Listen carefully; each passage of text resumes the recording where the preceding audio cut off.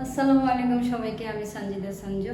আমরা শিখবো চ্যানেলের পক্ষ থেকে সবাইকে স্বাগতম জানিয়ে শুরু করছি আমাদের আজকের পর্ব। আজকের পর্বে আমরা শিখব নবম দশম শ্রেণীর অনুশীলনী 13.1-এর সমান্তর ধারার 5 নং এবং 6 নং অঙ্কের সমাধান।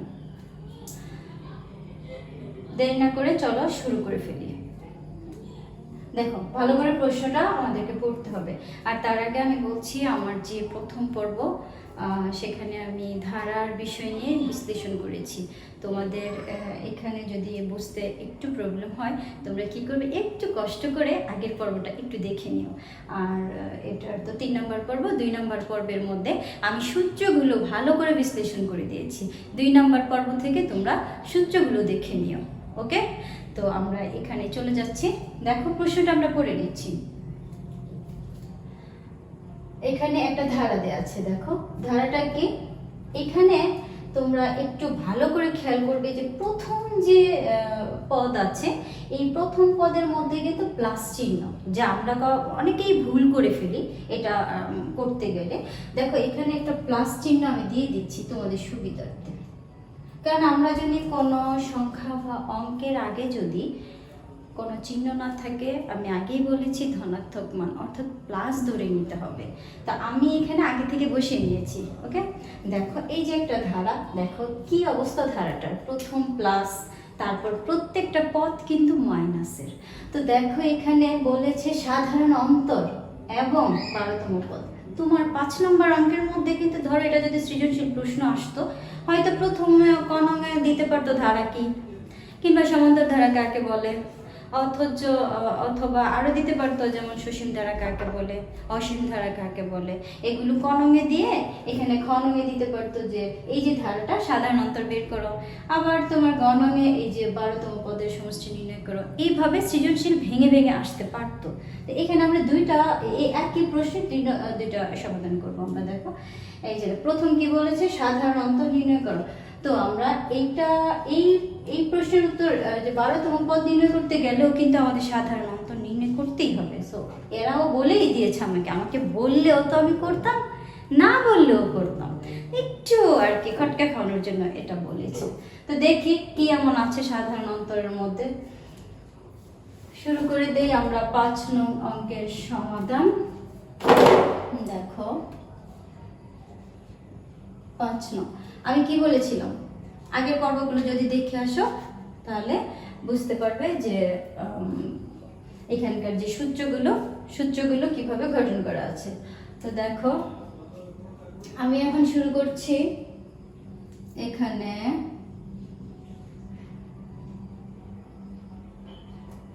প্রথম পদ,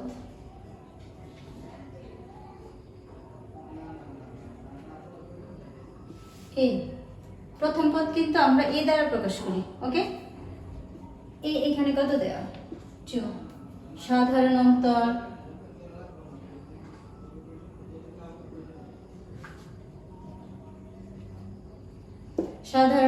ডি দ্বারা প্রকাশ করি। সো কিভাবে বের করব, একটু খেয়াল করবে এটা, হ্যাঁ ভালো করে একটু খেয়াল করবে।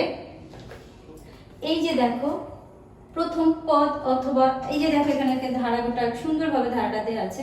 এখন আমি বলেছিলাম যে কোনো পদ তার পূর্ববর্তী পদের পার্থক্য যদি সবসময় সমান হয়, তাহলে আমি এটার পূর্ববর্তী পদ, ধরো এখানে আমি -5 নিয়েছি। দেখো এখানে চিহ্ন সহ নিতে হবে। বারবার বলছি, তোমরা কিন্তু অনেকেই আমার স্টুডেন্ট যারা আছে তারাও প্রায় সময় দেখে এই ভুলটা করে।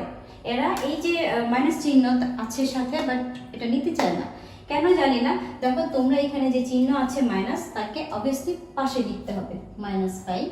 তোমরা একে ব্র্যাকেট বন্দি করে দিবে। তো তোমার পূর্বের পদটা কি আছে এখানে 2। আমি বোঝার্থে মানে বোঝানোর সুবিধার্থে আমি আলাদা এখন লিখেছি। এটা কিন্তু 2 কিন্তু প্লাসের, তুমি দিয়ে নিতে পারো প্লাস।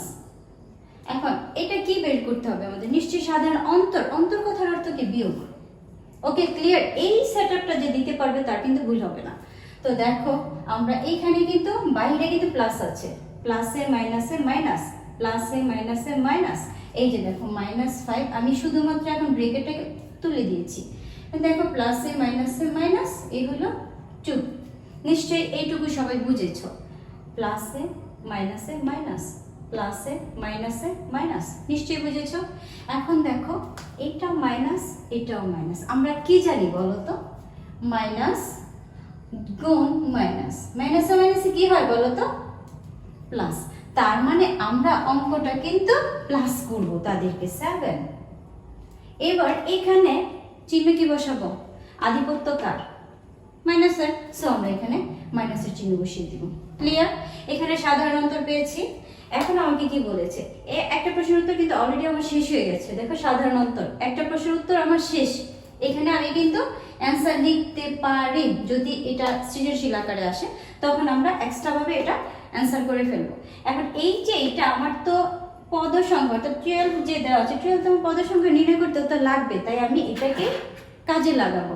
চলো এটাকে কাজে লাগিয়ে আমি 12তম পদের সমষ্টি না সরি পদ সংখ্যা নির্ণয় করতে হবে। এখন দেখো এখানে কি হচ্ছে? 12তম পদ সংখ্যা নির্ণয় করো। তাহলে আমরা জানি না, সুতরাং n-তম পদের সূত্র কি তোমরা তো জানো। তারপর আমি লিখছি, দেখো n-তম পদের সূত্র আমরা সরাসরি লিখে ফেলবো। n-তম পদ সূত্রটা কি? n-তম পদের সূত্র কি বলো তো? a plus n minus 1 into d। এখন আমরা দেখো এর মান এখানে পেয়েছিলাম 2 দিয়ে দিব, প্লাস n এর মান আমরা কিন্তু জানি, ওরা বলেই দিয়েছে আমাদেরকে 12তম পদ। সো আমি এখানে 12 লিখব, মাইনাস 1। এখন d এর মান -7। এবার প্রশ্ন করো কেন আমি এখানে ফার্স্ট ব্র্যাকেট দিলাম? হ্যাঁ, কারণ আছে কোনো সংখ্যার আগে যখন মাইনাস থাকবে তোমরা চেষ্টা করবে ওকে ব্র্যাকেটে বন্দি করতে, কারণ ও প্যাচ লাগাই দেয়। ঠিক আছে? এখন দেখো এই যে দেখো 2, এখন দেখো এখন এখানে কিন্তু প্লাস আছে, আবার এই দুইটার মধ্যে কিন্তু আবার গুণের সম্পর্ক। দেখো এই যে মাঝখানে কোনো চিহ্ন নাই, তার মানে কি দুই ব্র্যাকেটের সংযোগ স্থান গুণ ধরা হয়। এসব এবার আমরা আগের সংখ্যার কাজ করব। এখানে 12 মাইনাস 1 কি দাঁড়াচ্ছে? 11।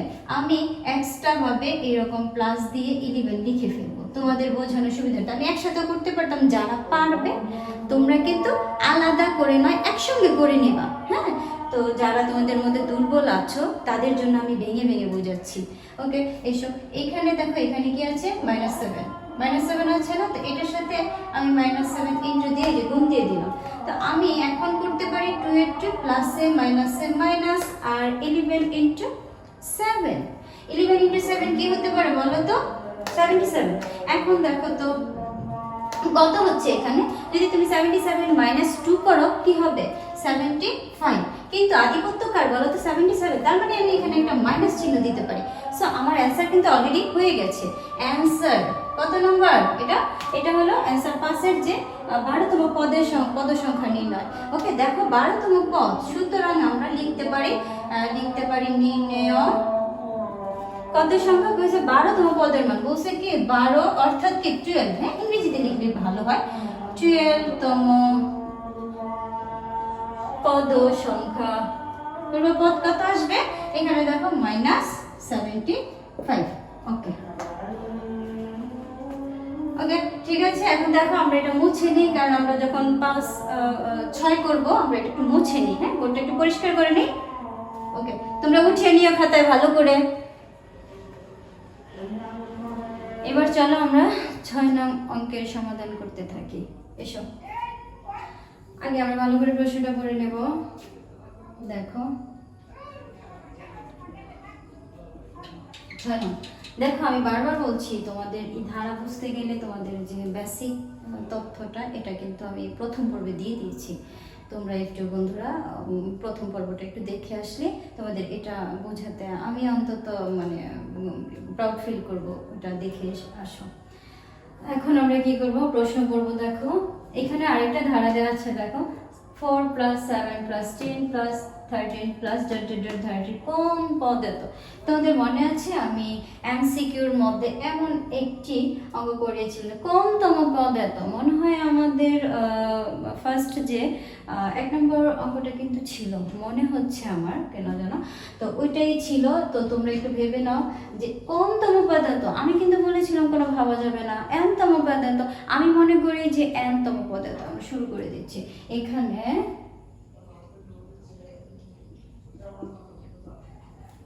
প্রথম পদ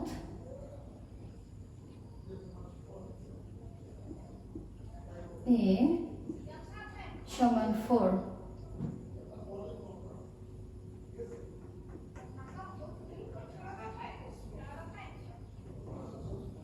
সাধারণতর ডি। দেখো সাধারণতর কি ডি দ্বারা প্রকাশ করা হয়। সো আমি এখন 7 মাইনাস 4 কি হচ্ছে এখানে 3। আর করবো না, ইচ্ছা করলে তোমরা যে একটা বাড়িয়ে করে নিতে পারো। এটা কিন্তু সমান্তর ধারা। হ্যাঁ, তোমরা একটু চেষ্টা করবে। 10 মাইনাস 7 আমি দেখতে পাচ্ছি সমান্তর ধারা। 13 মাইনাস 10 দেখতে পাচ্ছি এখানে 3 বের হচ্ছে, যেহেতু পরপর মানগুলো সমান হচ্ছে, সো এটা সমান্তর ধারা। এখন আমরা এটা কোনতম পদের মান মনে করি? nতম পদের মান এত। কি করব? মনে করি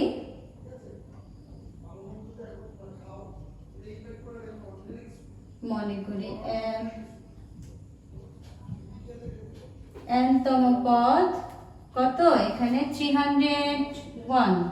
এখন nতম পদের সূত্র কিন্তু আমরা কিন্তু জানি nতম পদের সূত্র কি বলতো? a plus n minus 1 into d। এখন আমরা এটা লিখে ফেলবো, বা a এর মান কত দেয় এখানে দেখো তো 4 প্লাস n এর মান কত দেয় দেখো তো। n এর মান, n কোথায় আছে? n কি কোথাও আছে? আমাকে বলে দেয়নি, আমি তো n এর মানই বের করব না। তো এখন n এর জায়গায় ঠিক থাকবে। এখন দেখো d এর মান কত দেওয়া, এখানে 3 পেয়েছি। এখন দেখো 301। এখন আমরা কি করতে পারি? এটাকে আমরা কি করব? ইকুয়েশন করব। দেখো আমি কিন্তু ফার্স্ট পর্বের মধ্যে বলেছিলাম যে এখানে যদি কোনো সংখ্যা থাকে তো তোমরা কিন্তু এটার সাথে এটার সাথে গুণ করে ফেলবে। এইসব 4 প্লাস এখানে 3n মাইনাস 3 ইকুয়াল এত। এখন দেখো আমরা এই পাশে চলে যাচ্ছি, একটু বোর্ডটা একটু নিচে চলে যাচ্ছে। তো আমরা এখান থেকে যে এই যে সংখ্যার সাথে কি প্লাস মাইনাস করে নিব। এখানে আমি কি পাবো বলো তো? 1 পাবো, তাই না? দেখো এখানে আমি পেয়েছি, এখানে সংখ্যার সাথে কি পেয়েছি, এখানে যদি আমি মাইনাস করি এখানে আমি 1 পাবো। আর এখানে কি পাবো দেখো তো? Plus 3n। এখন ইকুয়েশন যদি দেই, আমার এখানে 301 বা একটু দেখো এখন আমরা কি করব? 3n কে এই পাশে রাখবো, কারণ n এর মান তো আমরা বের করব। 1 অর্থাৎ সাংখ্যিক যে মানটা আছে আমরা লেফট হ্যান্ড সাইডে দিয়ে দিব। 3 1 মাইনাস 1। এখন দেখো তো, বা এখন এটা কি দাঁড়াচ্ছে একটু খেয়াল করো, 3x নয় n। এখন এখান থেকে যদি 301 মাইনাস করি 1, আমি এখানে কি পাবো? নিশ্চয়ই 300। এখন এটা n গুণ আকারে আছে, দেখো এটার সাথে এটা গুণ আকারে, সো আমি এখানে ডিভাইড আকারে নিয়ে নিব, ভাগ আকারে নিয়ে নিব। এখন 300 ডিভাইডেড বাই 3, সুতরাং n এর মান কত? এখানে যদি তুমি ভাগ করে দিচ্ছ, দেখো ক্যালকুলেটর দিয়ে যদি তুমি করো, এটা লাগে না, তারপরে তোমাদের যদি মনে হয় যে না আমরা পারছি না, তখন আমরা কি করব? 300 ডিভাইডেড, অর্থাৎ ক্যালকুলেটর আছে, ইচ্ছে হলে করো। এখানে পেয়ে যাচ্ছি কত? 100। দেখো এখন আমরা 7 নং প্রশ্নের সমাধান করব। হ্যাঁ, 7 নং প্রশ্নে কি দেওয়া আছে দেখো তো? 8 প্লাস 11 প্লাস 14 প্লাস 17 30 কোনতম পদ এত? সেম অঙ্ক, একদম ইজি, আগে যেভাবে করেছি সেটি। ও এখানে কিন্তু একটা মিস্টেক আছে, তোমরা খেয়াল করেছো? যাদের সাথে বই আছে তারা বুঝতে পারবে। এই যে দেখো এখানে 6 আর 7 এর জায়গায় তোমরা একটু উল্টো হয়েছে, একটু এটা ঠিক করে নাও। হ্যাঁ, এটা হবে 7।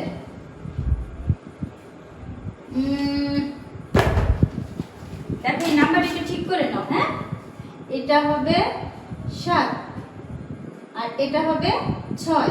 ওকে, কারেকশন করে নাও, না হলে কিন্তু পরে কিন্তু ভাববে অঙ্ক ভুল। কারেকশন করে নাও। আচ্ছা এসব আমরা এখন শুরু করতে পারি। আমার কালো মার্কারটা গেল কোথায়, পেয়ে গেছি।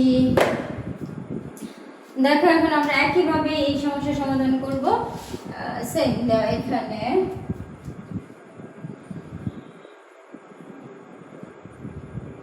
এখানে প্রথম পদ এ সমান কত দেওয়া, দেখো তো 8। ওকে, এখন দেখো সাধারণ অন্তর কত দেওয়া,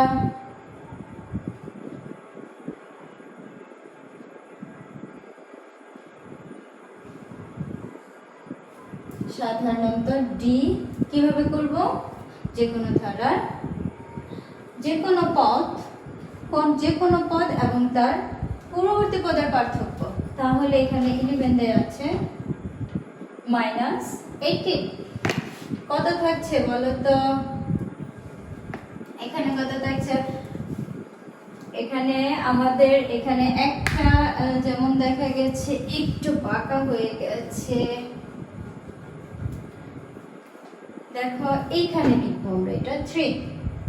এখন আমরা তোমরা চাইলে আরো দিতে পারো, যেমন তোমরা দুইটাও ভেবে করে নিতে পারো, আমি দুইটা দিব না, একটু লেন্থি হয়ে যাবে, দ্রুত করার চেষ্টা করি। দেখো এখানে বলছে কোনতম পদ এত, সেই আগের মতোই করবো আমরা, মনে করি n-তম পদ এত, মনে করি n-তম পদ কত 392। সুতরাং n-তম পদের সূত্র কি, a plus n minus 1 into d equal 92। বা দেখো এটা আমরা কি বলেছিলাম যে প্রথম ভিডিওর মধ্যে বলা আছে, এর মধ্যে কোনতম পদ এত, n-তম পদ এত। সো n এর মান এখানে আমরা জানি না, সো আমরা তো n এর মান বের করছি, a plus এখানে n এর জায়গায় থাকবে, সরি আমি একটু এটা এভাবে নয়, আমি বলেছিলাম যে এটা গুণ করে ফেলবে। হ্যাঁ, তাহলে আমরা এখানে কি লিখতে পারি, n d minus 1 দিয়ে পৃথিবীর যে কোনো সংখ্যাকে যদি আমরা গুণ করি সেই সংখ্যা নিচেই নেমে যায়। এখানে আমার নামের সাথে যদি 1 দিয়ে দাও আমার নামটাই হয়ে যাবে। ওকে, তবে এটা কি হবে, প্লাস মাইনাস মাইনাস, আর এখানে d ইকুয়াল 392। বা এখন আমরা এখানে কি করতে পারি দেখো তো, এখানে আমরা n এর মানগুলো বসিয়ে দিই। দেখো আমরা কিন্তু ইচ্ছে করলে এই লাইনে আমরা কোথায় যে প্রত্যেকটা পদে মান বসাইতে পারতাম, ইচ্ছে তোমাদের ইচ্ছে। আমি আগের অঙ্কের মধ্যে দেখো এই লাইনে মানটা বসিয়ে নিয়েছি, তো তোমরা ওইভাবে করতে পারো, নো প্রবলেম। এখন দেখো এখানে যদি তুমি মানগুলো বসিয়ে নাও, একটু প্যারা হচ্ছে না, এভাবে দিলে একটু প্যাচ লেগে যাবে, তাই না? তো এক কাজ করি, এই মানটাই আমরা আগে বসাই, আগে যে নিয়মে করেছি ওই নিয়মেই আগে করে ফেলি। দেখো এর মান আমরা এখানে কি পেয়েছিলাম, 8 প্লাস n এর মান কি জানি না, সো n এর জায়গায় থাকবে। হ্যাঁ, এক নিয়মে অঙ্ক করা ভালো। এখন দেখো d এর মান এখানে কত পেয়েছি, 392। বা দেখো এখন আমি বলেছিলাম n যদি থাকে এটা গুণ করে ফেলবো এভাবে, ও ওকে পাবে। আমরা এখন কি করব দেখো তো, এই যে 3 একবার n এর সাথে গুণ হবে, একবার 1 এর সাথে গুণ হবে, যা বলেছিলাম 8 প্লাস 3n মাইনাস 3 ইকুয়াল 392। ওকে, এখন দেখো সংখ্যার সাথে যদি তুমি প্লাস মাইনাস করো কি হবে দেখো তো, 8 minus 3 5 plus 3n equal 392। আমরা ওই পাশে চলে যাই। দেখো এখানে আমরা কি করব, 3n কে রাখবো এই পাশে, লেফট হ্যান্ড সাইডে রাখবো, আর রাইট হ্যান্ড সাইডে যেহেতু এটা সাংখ্যিক মানের সাথে চলে যাবে। সাংখ্যিক মান কত আছে, 392। এখানে প্লাসের আছে, তো যখন আমরা পক্ষান্তর করব তা কিন্তু মাইনাসের হয়ে যাবে, তো মাইনাস কি হবে 5। এখন দেখো এখানে একটু বা চিহ্ন দিয়ে নিবে। দেখো এখন এটাকে যদি তোমরা মাইনাস করো তোমার রেজাল্টটা কত হবে বলো তো। দেখো তোমাদের কাছে যদি কারো ক্যালকুলেটর থাকে সেভাবে করবে, আর এই সাধারণ একটা বিয়োগের জন্য তো তোমাদের ক্যালকুলেটরের দরকার নেই। এটা কত হচ্ছে 397 হবে। হ্যাঁ, 387, 5 মাইনাস করলে 387। তো আমরা এখানে এই পর্যায়ে দেখো এখানে x বোঝা যাচ্ছে, এটা n লিখতে হবে, n, হ্যাঁ n। তো আমরা এখানে n এর মানটা রাখবো, ডিভাইড করে দিব 3, 8, 7, এখানে 3 দিয়ে দিচ্ছি। ওকে, এখন এটা যদি আমরা 387 ডিভাইডেড বাই 3 কি হবে বলো তো? সুতরাং এটাকে তোমরা ক্যালকুলেশন করতে পারো, করলে আমাদের এই যে 392, হ্যাঁ 392 হবে। সো আমরা তাড়াতাড়ি শেষ করে ফেলতেছি। এই যে 392, এইটাই হবে আমাদের, এটা কি বলেছে কোনতম পদের মান। এত আমার কি হবে, n এর মান হয়ে গেছে কি কোন, সরি এটা, সরি এখানে না, এটা একটা মান বের হবে। তোমরা এটাকে ক্যালকুলেটরটা একটু দেখছি, এখানে হবে কত 329, মেবি এটা 129 রেজাল্ট হতে পারে। 387 ডিভাইডেড বাই কত 3, এখানে 100 কত 29। তো এটাই কিন্তু আমাদের n-তম পদের এই যে পদ সংখ্যা 92 কি হবে, এটা n-তম পদের মানটা হবে এটা। তো সুতরাং আমরা কি লিখতে পারি না যে নির্ণয় সমাধান কি হবে, n-তম পদের মান এই যে কোণের জায়গায় হবে, এই যে কোণ, কোণ যেখানে লেখা থাকবে আমরা এখানে দিয়ে দিতে পারি যে 129তম পদের মান 392। আর এই পর্বটা এখানেই আমি শেষ করে দিচ্ছি, আর তোমরা অঙ্কগুলো ভালো করে প্র্যাকটিস করবে। আর এই অঙ্কের মধ্য দিয়ে আমি আজকের ভিডিও সমাপ্ত করতে যাচ্ছি। আর আমার ভিডিওটা যদি তোমাদের ভালো লাগে তোমরা আমার পাশে থাকবে, কমেন্ট করবে, লাইক করবে, শেয়ার করবে এবং সাবস্ক্রাইব করবে, আর আমাকে ইন্সপায়ার দিবে। আর আমি তোমাদের জন্য যেন ভালো ভালো ভিডিও বানাতে পারি, আমি আশা করি তোমরা আমার পাশে থাকবে। ভালো থাকবে, ধন্যবাদ।